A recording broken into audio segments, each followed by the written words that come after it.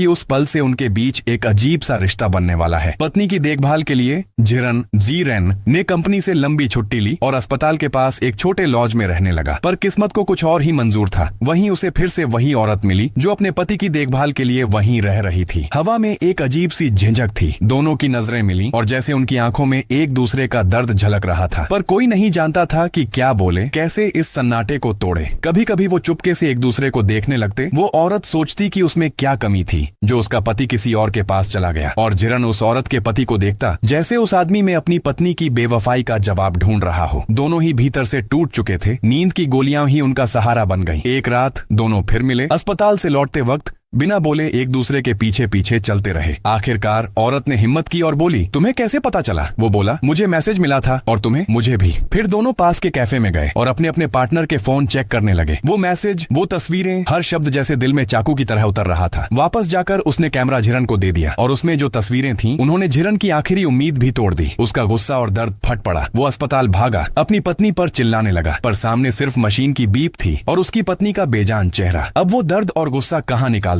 वो सीधा शराब खाने चला गया और शराब में अपने दर्द को डुबोने की कोशिश की। रात गहरी हो चुकी थी जब वो लड़खड़ाते हुए उस औरत के दरवाजे पर पहुंचा। दरवाजा खुलते ही वो कमरे में घुस गया और वो औरत बस हैरान खड़ी रह गई। वो कुछ नहीं बोली, बस दरवाजे के बाहर गलियारे में बैठी रही पूरी रात। सुबह जब झिरन फर्श पर उठा, उसे याद आया कि उसने पिछली रात क्या कर दिया था और अपने ही की पर उसे शर्म आई।